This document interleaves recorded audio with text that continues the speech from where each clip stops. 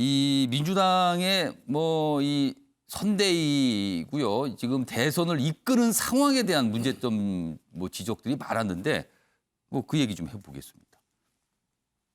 이름이 한 명 등장하죠. 이해찬 전 대표입니다. 인재 영입 더디고 또 이해찬 등판론. 회신 시급한 이재명 선대위 답답하다. 이해찬 등판론이 나오는데 답답하다고 써놨어요?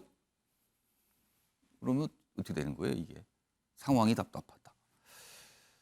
이와 관련해서 어떤 정치인 한 분이요. 약간 분석을 좀 하셨는데요. 들어보겠습니다. 대선 때는 다 누구나 중도 확장하려고 하는데 이해찬 대표가 별로 중도 확장에는 이렇게 좀 주특기가 아니잖아요. 김구락 교수님. 네. 이해찬 등판론. 이른바 상황론이에요. 상황론. 이해찬 전 대표가 등장하면 항상 상황이라는 표현이 언론에 따라와요. 이른바 중도로의 표 확장에 도움이 되나? 이거 어떻게 평가하십니까? 어제 만남은 중도의 표 확장의 목적은 아닌 것 같아요. 그러니까 지금 야당에서 사실상 김종인 비대위원장이 오고 뭔가 무게중심이 사실 윤석열 후보 혼자 있는 것보다 굉장히 좀 만들어지잖아요. 예. 이제 그런 상황 속에 형평성, 즉 무게중심을 좀 맞춰보자. 그 정도의 이쪽이 차원이지. 민주당 쪽이 좀 불리한 것 같다 이런 생각을 그렇죠. 했다는 거예요? 그러니까 그 정도의 어떤 원로급을 한 명 이렇게 만나서 조언을 우리도 받고 있다. 뭐 이런 어떤 메시지를 국민들에게 주는 것이지. 혹시요. 이게 이제 어제 17일에 만났다 그러거든요. 뭐 어떤 뭐 한정식집에서 만나서 뭐 식사를 하면서 얘기를 했다는 걸로 알려졌는데 여기에서 만난 이후에 이재명 후보가 특검이라든가 재난지원금 관련해서 입장을 바꿨다. 이거 영향을 줬을까요, 이찬 대표가? 그랬을 수도 있습니다. 그러니까 이런 식으로 이제 중요한 순간순간 조언은 할 수 있지만 예. 지금 김종인 전 비대위원장처럼 뭐 총괄 선대위원장이다. 뭐 이런 식으로 올 가능성은 저는 전무하다고 전면에 봅니다. 나서거나 네, 어떤 전면에 나설 공식적인 가능성은 직책을 없고요. 맡거나 이건 아닐 거라. 왜냐하면 지금 야당에서 지금 모시고자 하는 분들이 어떻게 보면 굉장히 올드보이시들거든요. 그러니까 뭐 경륜 굉장히 많죠. 하지만 국민들이 경륜만 바라보는 것이 아니라 예. 미래에 대한 어떤 비전을 좀 제시할 수 있는 분들을 같이 하길 좀 바라는 부분도 굉장히 많거든요. 예. 그래서 아마 이재명 후보 같은 경우는 조언은 받지만 새로운 인물 중심으로 인재를 영입하는 그 가능성이 좀 높다 이렇게 봅니다. 자, 어제 이런 사항에 대한 뭐 많은 관심이 있었고요. 또 한 가지 어떤 발표가 있었어요. 다음 기사입니다. 합당 뭐 이런 얘기인가요? 아니면 연대인가요? 자, 여당 지난해 총선 때입니다. 민주당 참칭하지 말라. 이렇게 굉장히 쓴소리를 했어요. 싫으니까 오지 말란 뜻이에요. 그런데 어제는요. 열린민주당과 합당을 추진한다고 했습니다. 입장이 바뀌었어요. 어제 이와 관련해서 뭐 발표도 있었고 과거에 이해찬 전 대표가 한 말도 있었거든요. 그 모습 확인해 보겠습니다. 유소한 당명의 비례정당을 만들었는데 더 무단으로 문재인 정부와 민주당을 참칭하지 말 것을 부탁을 드립니다. 어제 송영길 더불어민주당 대표와 최강욱 열린민주당 대표는 당대당 통합에 대한 의견을 나누고 통합을 추진하기로 합의했습니다. 송영길 대표는 협상을 추진하기 위한 더불어민주당 측 협상대표로 우상호 의원을 지명하였습니다. 향후 협상단으로부터 협상 결과를 보고받고 통합이 원만히 이루어지도록 할 계획입니다. 자, 그럼요. 이 주제와 관련해서요. 아침에 매일경제의 시그니처 코너입니다. 빈칸 채우기 지금부터 해보겠습니다. 패널 분들이요. 상상력을 발휘해서 기사 중간에 빈칸이 있는데 여기에 어떤 표현이 들어갈지 맞춰주시는 겁니다. 자, 매일경제 기사인데요. 이 더불어민주당, 열린민주당 합당 추진한다. 이거에 대해서 빈칸이 있는데 이 빈칸에는요. 목적, 그러니까 이런 합당 추진의 목적, 이유 이런 게 좀 설명이 된 게 들어가요. 자, 뭐다? 더불어민주, 열린민주 합친다. 근데 이게 무슨 의미다? 어떤 목적이 있다? 이겁니다. 조국 수호 이미지 부담에 중도 유권자 거부감이 클 수도 있다. 야당은 이건 뭐 감동 없는 영끌이다. 이렇게 돼 있어요. 그럼 빈칸에 뭐가 들어갈까요? 두 분 패널께 제가 미리 알려드렸는데 오창석 평론가, 장영찬 평론가. 근데 오창석 평론가 여기 영 끓이는데 영끓이라고 쓰셨네요. 여기 부제에 영 끓이는데 한번 설명을 좀 해주세요. 어떤 뜻의 표현이 들어갈 것 같아요, 여기 앞에. 공교롭게도 야권에서 발표한 내용과 똑같은 단어를 써서 그런데 예. 일단은 선거는 예. 기본적으로 구도를 빠르게 정리하는 것이 첫 번째입니다.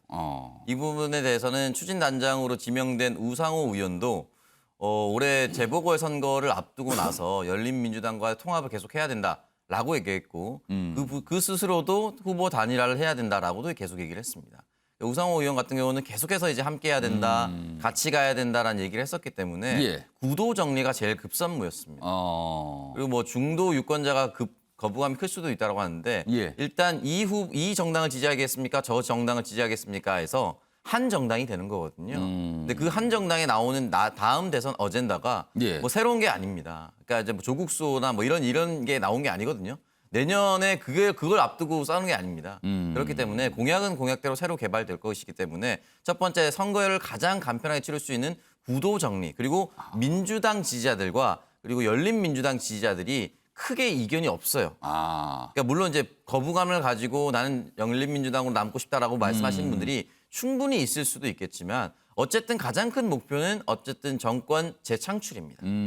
그렇기 때문에 그 부분에 있어서 영혼까지 정말 끌어모아서 구도를 정리하고 민주당이라고 하는 큰 텐트를 쳐서 모든 사람들이 일단 함께 하자. 당장 뭐 이게 통합이 되면은 통합이 되고 난 후부터 더불어민주당과 열린민주당의 정당 지지율은 합쳐질 거잖아요. 예. 저는 그대로 합쳐지긴 좀 어렵다고 봅니다. 예. 그렇지만 어느 정도라도 정리를 할 필요가 있다. 그렇게 생각해서 아마 합치려고 하는 것 같습니다. 그러면은 차라리 영끌보다 민주당 빅텐트 이렇게 쓰시지 그랬었어요. 그런 표현도 맞는 것 같네요. 지금 설명 네, 그런 들어보니까요. 의미죠. 네. 그러면 예를 들어서 뭐 범여권 빅텐트 이런 표현, 이런 취지의 뜻이 들어갈 것 같다라는 거네요. 지금요.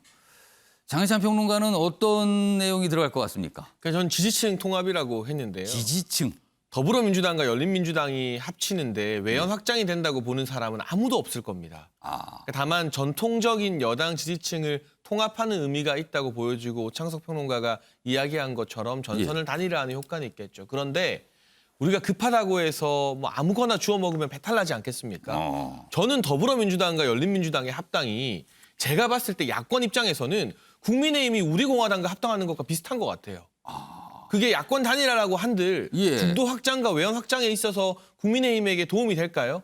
도움이 안 된다고 생각하는 분들이 많겠죠. 예. 마찬가지로 조국 수호에 앞장서고 누구보다 열렬하게 추미애 전 장관을 응원해왔던 열린민주당과의 합당은 예. 더불어민주당에 있어서 당장은 지지층 통합이 되고 어느 정도 눈에 보이는 정당 지지율 글쎄 한 1~2% 정도 제고가 될지 모르겠습니다만 예. 장기적으로 봤을 때는 거부감을 느끼는 중도층과 무당층 유권자들이 훨씬 많을 것이기 때문에 예. 이 합당의 의도는 제가 지지층 통합이라고 썼지만 여기에 저의 정치적인 견해를 덧붙이자면 예. 지지층 통합으로 얻는 것보다 중도 무당층의 외면으로 잃는 게 더 많은 마이너스인 합당이 될 것이다라고 평가를 할 수밖에 없습니다. 장혜찬 평론가는 지지층 통합 목적으로 했는데 그 의미 자체는 국민의힘이 우리공화당하고 손을 잡는 것과 비슷한 상황이 될 것이다. 이렇게 하면서 이건 중도층한테 오히려 표 호소에는 불리하다. 이렇게 좀 분석을 곁들이셨어요. 자, 그럼요. 정답을 좀 확인해 보겠습니다. 무슨 목적? 더불어민주, 열린민주 합친다. 집토끼부터 잡자. 그럼 이게 집토끼는 이른바 적극 지지층. 그러면은 장혜찬 평론가 아까 지지층이라는 표현 썼는데 비슷한 내용이네요. 이 합치는 목적은 집토끼부터 잡자입니다. 그럼 여기서 부터라고 쓴 게 있겠죠. 일단 여기부터 하고 산토끼 잡으러 가자. 뭐 이런 뜻이 되나요? 아무튼 여기 보면 그러면서 중도 유권자 거부감 있을 수도 있다라면서 약간 분석을 곁들였습니다. 집토끼부터 잡자라는 생각에서 지금 합당을 추진하는 것이다. 이런 분석입니다. 이 얘기가 나왔으니까 박원석 전 의원님께 안 물을 수가 없어요. 네. 심상정 정의당 대선 후보 얘기 좀 해보겠습니다. 정말 민주당의 이재명 후보와는 단일화의 생각이 진짜 눈꼽만큼도 지금 없는 상태입니까? 전혀 없습니까? 예, 심상정 후보가 뭐 여러 차례 예. 언론을 통해서 밝혔는데 이 후보 단일화라는 프레임 자체가 굉장히 지나간 낡은 시대의 유물이고 과거에 그런 후보 단일화를 했었을 때는 당시에 지금의 국민의힘이 당시 집권당이었어요. 특히 이제 박근혜 이명박 정부 시절에 워낙 역주행이 심각했기 때문에 이른바 야권연대라는 명목하에 후보 단일화 같은 것이 있었는데 예. 지금은 민주당이 여당이고 민주당의 역주행이 심각한 상황 아닙니까? 정의당 입장에서 봤을 때 분명히 그렇거든요. 때문에 이번 대선에서 그런 일은 전혀 일어나지 않을 거고 그리고 민주당과 정의당은 뿌리가 다르고 전망이 다른 정당이에요. 예. 근데 이렇게 뿌리가 다르고 전망이 다른 정당이 뭔가 정치를 함께 할 수 있죠. 그래서 저희가 제도적 연정을 하자는 차원에서 연동형 비례제 도입을 주장했고 대통령 결선 투표제 이런 걸 주장을 했어요.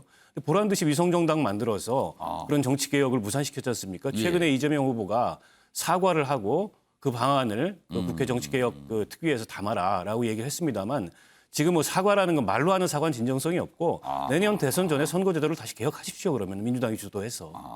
그리고 나서 연대를 말하든 연정을 말하든 하는 것이 순서다 이렇게 봅니다. 뭔가 먼저 하세요. 그리고 나서 뭐 합치든 말든 얘기를 꺼내셔야지 이런 뜻이네요 지금. 그러니까 다시 한번 강조했는데 그런 일 없다라고 지금 말씀하셨어요. 그런 일이 지금. 일어나지 않을 겁니다. 지금 정의당 입장은 굉장히 완강한. 그래 끝까지 대선 간다. 그러니까 완주 얘기가 나오는 거거든요. 그래서요.